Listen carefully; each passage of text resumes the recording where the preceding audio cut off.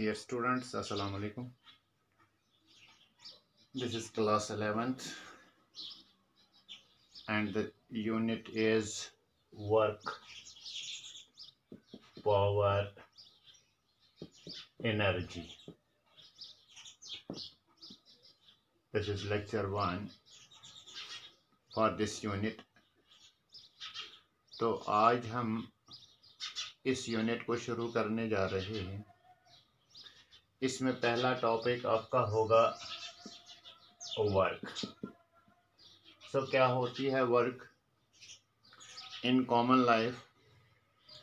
हम वर्क किसको कहते हैं and what is the work from the scientific point of view. पहली बात, आप पढ़ रहे हो, मैं पढ़ा रहा हूँ, क्या मैं कोई काम करता हूँ from the scientific point of view, या फिज़िक्स के एतबार से कहेंगे कोई काम मैं करता हूँ या आप कोई काम कर रहे हैं, लेकिन साइंटिफिक वर्क को एक्सप्लेन किया जाता है इन अ डिफरेंट वे। जैसे कि आपने अपने 9th क्लास में भी पढ़ा होगा, वर्क डन हम किसको कहते हैं। ये सिंपल है, when a force is applied on a body and it gets displaced in the direction of force. In the direction of force, work is said to be done. So work is said to be done only when we apply a force on a body and the body gets displaced in the direction of the force, right? Or simply we can say when a body is displaced in the direction of the force, work is said to be done. When a body is displaced in the direction of the force, work is said to be done. So let us consider a body A, and we are interested to displace it from one place to another place. ये body आपकी A है और आप इसको displace करना चाहते हो from position x1 to position x2, so that the displacement is equal. यहाँ पे हम लेंगे दिस इज ओरिजिन और पोजीशन 1 से पोजीशन 2 तक हम इसको लेके जाना चाहते हैं। आपका डिस्प्लेसमेंट होगा x2 minus x1, so this gives the displacement. तो ये बॉडी तभी डिस्प्लेस हो सकती है जब आप इस पे कोई फोर्स अप्लाई कर लोगे। विदाउट फोर्स तो मोशन कॉज नहीं हो सकता है, because cause of the motion is force. Now here the question arises, how to apply the force so that the body is displaced from position x1 to position x2। quite simple, हम यहाँ पे force का use कर लेंगे। Force का बगैर तो possible ही नहीं है, तो फोर्स यूज कर लेंगे। एक फोर्स तो हम इसी डायरेक्शन डिस्प्लेसमेंट की डायरेक्शन में भी यूज कर सकते हैं, हम इस तरह भी फोर्स अप्लाई कर सकते हैं और हम इस तरह भी फोर्स एट राइट एंगल्स भी अप्लाई कर सकते हैं। सो 3 तरीके हमारे पास हैं। जैसे कि किसी भी यहाँ भी से भी फोर्स अप्लाई कर सकते हैं, लेकिन हमारी बॉडी मूव होनी चाहिए from position x1 to position x2, so that it covers the displacement of s। अगर जाहिर सी बात है f1 की बात करेंगे, it will displace it from position x1 to position x2। Next, अगर हम f2 की बात करेंगे, it will also displace it from point A to point B, sorry from x1 to x2। लेकिन यहाँ पे तो पॉसिबिलिटी नहीं है, यहाँ पे तो पॉसिबिलिटी नहीं है, तो इसलिए हम फिलहाल इन 2 फोर्सेस को रिमूव कर लेते हैं। इस फोर्स को भी रिमूव कर लेंगे तो एक फोर्स हम लेंगे which is acting on the body in a direction making an angle theta with the displacement, making an angle theta with the displacement. So जब फोर्स होगा तब डिस्प्लेसमेंट होगी। अगर फोर्स नहीं होगा तो बॉडी डिस्प्लेस नहीं होगी, फोर्स होगा तो डिस्प्लेसमेंट होगा तो वर्क डन होगी। So we can write here work done is equal to the product of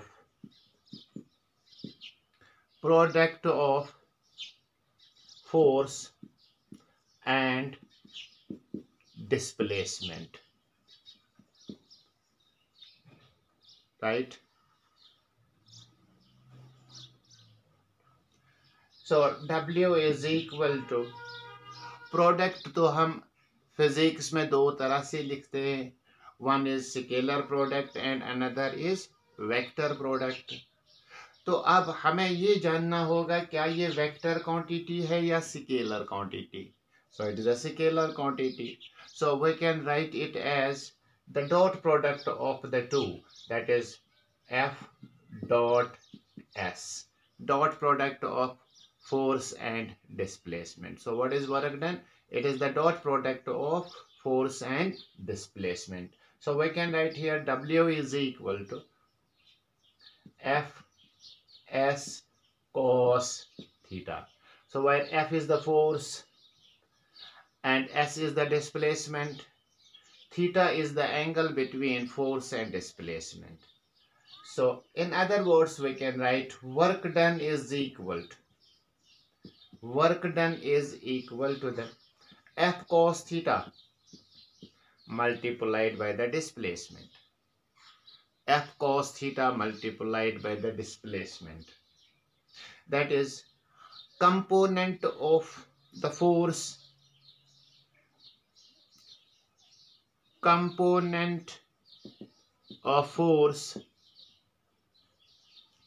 parallel to the displacement,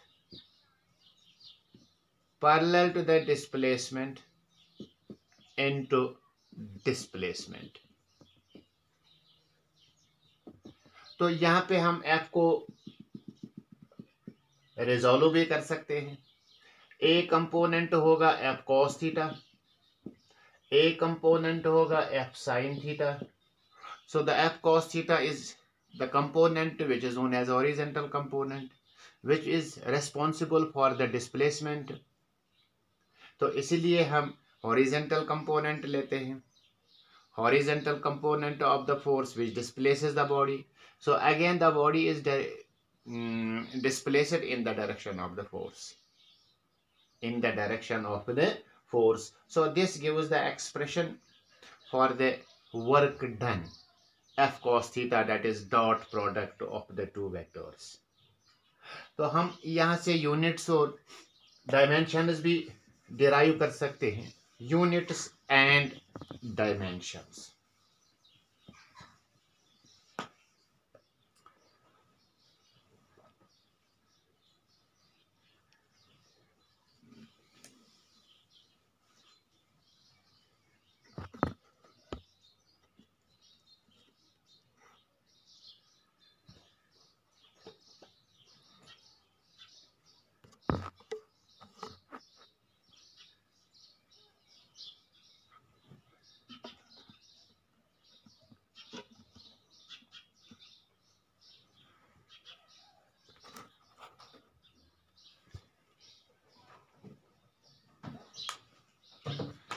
Now we know W is equal to Fs cos of theta. W is equal to unit of force, you know it is Newton, and this is a meter, and your cos theta is unitless. So it is Newton meter, which is equal to joule in SI system.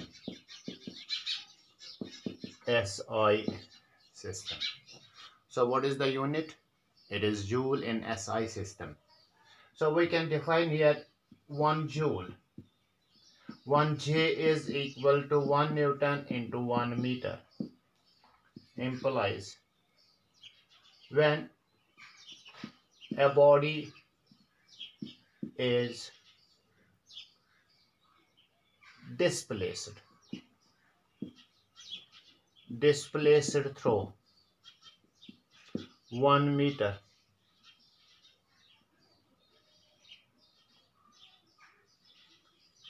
due to a force of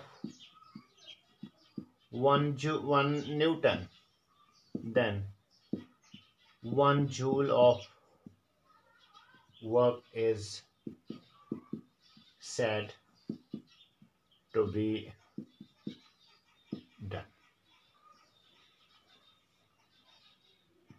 Now see,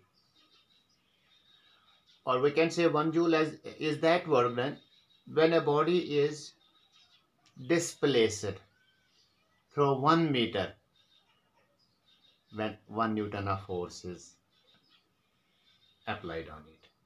So this is SI unit. CGS unit is erg. So 1 erg is equal to 1 dyne into 1 centimeter. As you know, it is Fs cos theta. The unit of F is dyne and of the displacement is centimeter. Cos theta is unitless. So 1 erg is that force, is that work done, when a force acting on a body displaces it through 1 centimeter. So from the expression W is equal to Fs cos theta, we can also derive dimensional formula of the work done. Dimensional formula is equal to, what is the dimensional formula of force? It is M1 L1 T minus 2. Dimensions of the displacement L1. Cos theta is dimensionless because it is based upon hypotenuse. So we can write here dimensional formula is M1 L2 T minus 2. So these are the dimensions of work done.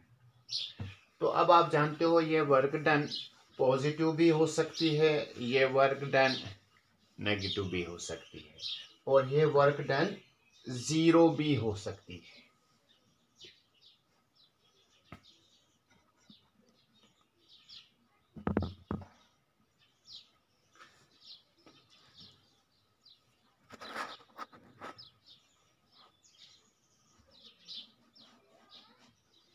Positive, negative and zero. So पहला point आपका work done positive कब हो सकता है?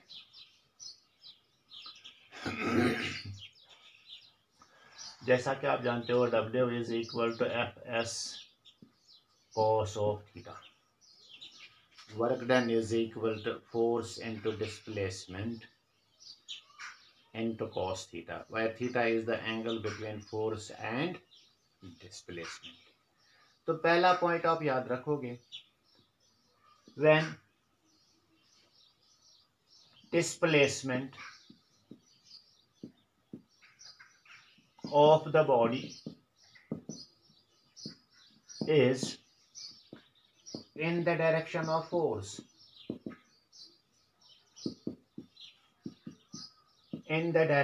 force, then work done is positive. Force और displacement एक ही direction में होना चाहिए. तो जाहिर सी बात है ये बॉडी लेंगे, ये फोर्स हमने अप्लाई किया है, ये डिस्प्लेसमेंट कवर हुआ है। तो यहाँ पे थीटा किसके बराबर है? Theta is the angle between F and S, 0 degree के बराबर। तो आपका वर्क डन यहाँ पे बन जाएगा F into S, cos of 0 degree. Cos 0 का वैल्यू 1 होता है, सो it is F S and it is positive. लेकिन क्या ये सिर्फ 0 डिग्री के लिए है पॉसिबल है? नो। तो मान लीजिए हमने फोर्स को अप्लाई किया on the body at an angle of 30 degree और 60 डिग्री, जैसा कि आप जानते हो 30 और 60, and the body is displaced along the horizontal direction. तो जब यहाँ पे वर्क डन कैलकुलेट कर लेंगे, वर्क डन जब कैलकुलेट कर लेंगे तो W आपका होगा f s cos of 60 degree. So we can write here cos 60 का वैल्यू क्या हो सकता है जानते हो आप? It is equal to 1/2, so it is 1/2 of f s, लेकिन ये पॉजिटिव वैल्यू होगा। तो यहाँ पे भी वर्क डन पॉजिटिव हो सकती है। तो कब तक चलेगा ये? 0 पे भी पॉजिटिव है, 30 पे भी पॉजिटिव है, 60 पे भी पॉजिटिव है, लेकिन 90 पे ये वर्क डन 0 बन जाती है, क्योंकि cos 90 का वैल्यू 0 होगा। सो अब यहाँ पे कह सकते हैं W is positive when theta is acute, that is less than 90 degree and greater than 0 degree, that is less than theta is less than 90 degree or theta is greater or equal to 0 degree। तो 0 से 90 तक जो भी angle होगा वहां पे तो ये वर्क डन पॉजिटिव हो सकती है। नेक्स्ट पॉइंट, एक एग्जांपल हम यहाँ पे भी देख सकते हैं कि आप यहाँ से एक बॉडी को ड्रॉप कर लीजिए। जब आप बॉडी को ड्रॉप कर लेंगे, it is falling under the action of the gravitational force, that is mg। तो जब डिस्प्लेसमेंट की बात करेंगे, डिस्प्लेसमेंट भी डाउनवर्ड्स है, फोर्स भी डाउनवर्ड्स है, body is displaced in the direction of force. तो यहाँ पे हम कहेंगे work done by gravitational force is positive, right. इसी तरह से एक स्प्रिंग को लेंगे हम, एक बॉडी इसके साथ अटैच्ड है, तो अगर हम इस स्प्रिंग पे फोर्स अप्लाई कर लेंगे so that it get stretched, तो जब स्ट्रेचड फोर्स इस पे अप्लाई होगा, that is F, it will get displaced like this. तो ब्लॉक ऐसे डिस्प्लेस होगा। तो सो फोर्स स्ट्रेचिंग फोर्स है, displacement S, so work done by this force is positive. So in general simple सी बात आपको याद रखनी होगी कि अगर बॉडी डिस्प्लेस हो जाती है in the direction of force, then the work done is positive, otherwise the work done is negative. तो नेगेटिव वर्क डन की बात करेंगे। नेगेटिव वर्क डन कैसे होगा? Negative work done, so we know W is equal to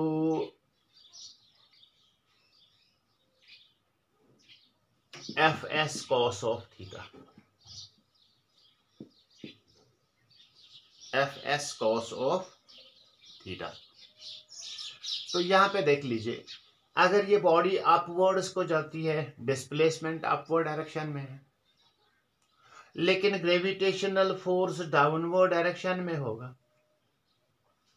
applied force तो इसको लेके जाता है अपवर्ड्स, लेकिन ग्रेविटेशनल फोर्स डाउनवर्ड डायरेक्शन में है।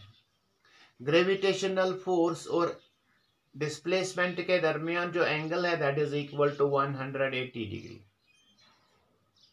सो we can write here W is equal to Fs cos of 180 degree. cos 180 degree का value है -1, so you will get here -Fs। तो हम ऐसा भी कह सकते हैं work done is equal to negative when body is displaced opposite to the direction of force. Body is displaced opposite to the direction of force. To the direction of force. लेकिन इतना ही नहीं है, अगर मान लीजिए थीटा आपका 120 degree है तो इसका वैल्यू है, अगर हम cos ऑफ 120 को देखेंगे तो ये -1/2 के बराबर होगा, तब भी ये वर्क डन नेगेटिव हो सकता है। So we can say W is negative when theta is obtuse. Obtuse means greater than 90 but less than 180. तो इस तरह से हम कहेंगे ये नेगेटिव वर्क डन हो सकता है when the body is not displaced in the direction of the force but is displaced opposite to the direction of the force. जैसे कि हम यहाँ पे बात करेंगे बॉडी मूविंग, ये स्प्रिंग है जिसके साथ बॉडी अटैचड है, हम इसको स्ट्रेच करना चाहते हैं विद अ फोर्स, लेकिन यहाँ पे एक फोर्स और होगा जिसको हम कहते हैं रेस्टोरिंग फोर्स। तो work done by the restoring force will be negative क्योंकि डिस्प्लेसमेंट इस डायरेक्शन में है, रेस्टोरिंग फोर्स बैकवर्ड डायरेक्शन में है। By the applied force work is positive but by the restoring force work done is negative. So restoring force की work done जो होगी that will be negative. A body is moving on the straight road, या car की बात करेंगे हम तो engine force apply कर लेता है, ड्राइविंग फोर्स, बॉडी डिस्प्लेस हो जाती है through a displacement of S, लेकिन एट द सेम टाइम यहाँ पे तो फ्रिक्शन भी होगा, फ्रिक्शनल फोर्स। फ्रिक्शन और डिस्प्लेसमेंट को देख लेंगे तो these are opposite to each other. So what is work done by the frictional force, that is negative क्योंकि यहाँ पे तो डिस्प्लेसमेंट और फ्रिक्शनल फोर्स के दरमियान जो एंगल होगा दैट इज 180 डिग्री। तो इस तरह से आप पॉजिटिव वर्क को भी जान गए हो, नेगेटिव वर्क डन को भी जान गए हो। अब जीरो वर्क कहाँ पे हो सकता है? Zero work W is equal to Fs cos theta. एक पॉइंट है, अगर F0 है no force is applied, no work is done. दूसरा पॉइंट आपका है if force is applied but body is not displaced, force is applied, body is not displaced, that is S is equal to 0. Force is applied but no displacement is covered by the body, then again work done is 0. लेकिन अगर वो दोनों हमने apply किए हैं, force apply किया है, body displace भी हो जाती है, लेकिन तब भी वर्क डन 0 है, क्या ये ऐसा पॉसिबल है? यस। तो इसके लिए कंडीशन है when theta is equal to 90 degree. So when a force is applied on a body and the body is displaced at right angles to the displacement, to the force, body is displaced at right angles to the force. So we can write here W is equal, it is Fs cos of 90 degree, cos 90 is equal to 0, the work done will be 0. तो कहाँ पे ये situation आ जाती है? A circular motion को देख लीजिए आप, एक electron which moves around the nucleus, a planet which revolves around the sun. तो अगर हम इस पॉइंट पे डिस्प्लेसमेंट देखेंगे तो मान लीजिए एंटी क्लॉकवाइज मोशन है, तो ये डिस्प्लेसमेंट की डायरेक्शन है, ये फोर्स की डायरेक्शन है। अगर इलेक्ट्रॉन को लेंगे, इलेक्ट्रॉन और न्यूक्लियस को लेंगे तो ये पॉजिटिव चार्ज, ये नेगेटिव चार्ज, तो इलेक्ट्रोस्टैटिक फोर्स होगा। लेकिन इन दो के दरमियान जो एंगल है that is equal to 90 degree, right? So what is the work done by the centripetal force? हम कहेंगे that is equal to 0. And remember, work done by the centripetal force on the electron 0 होगा, work done by the gravitational force on the planets that is equal to 0. एक तरीका ये बता सकते हैं zero work done का, body displace भी हो रही है, बॉडी पे फोर्स भी है, लेकिन तब भी वर्क डन जीरो है. So in case of the circular motion in general you will remember it, right. Next point जो हम इसके बारे में कहेंगे, सेकेंड वन है a coolie carrying a load, coolie carrying a load on his head, पढ़ा है आपने ये, on his head, and he is moving on the horizontal road. तो ये कुली है, लोड लेके रखा है इसने और चलता है हॉरिजेंटल रोड पे. तो ये डिस्प्लेसमेंट हुआ, ये force acting on it, force is acting vertically downwards, but displacement is along the horizontal direction. So here again theta is equal to 90 degree. So what is the work done by the pulley? Zero work done. Similarly, a woman carrying a bucket of water on her head and moving on a horizontal road, she is doing no work. So work is defined in physics or from the scientific point of view in different way. Force applied and the body is displaced in the direction of the force. So we can write here, जो हम अब तक बात कर रहे थे, this was the constant force. Force is not varying, but when a varying force is applied, then what will happen?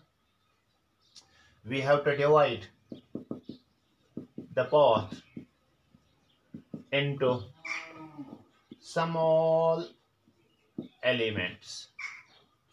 कैसे? ये मान लीजिए ये फोर्स है और यहां से displacement S. This is the force. कभी इंक्रीज भी हो जाता है, डिक्रीज भी हो जाता है, like this. So we can divide the whole path into small elements. एक एलिमेंट की डिस्प्लेसमेंट की लेंथ हम लेंगे, that is equal to ds. तो यहाँ पे हम कैसे वर्क डन को कैलकुलेट कर लेंगे? तो small work done for which the force is taken constant, it is very very small, very infinitely small. So we can write here dw is equal to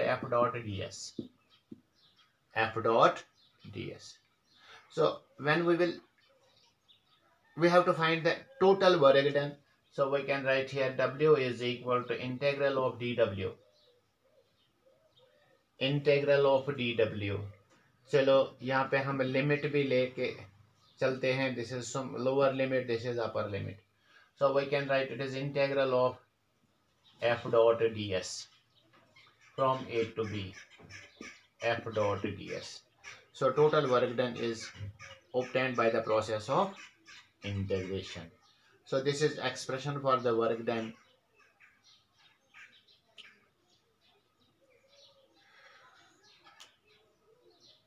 When a variable force is applied on the body, right?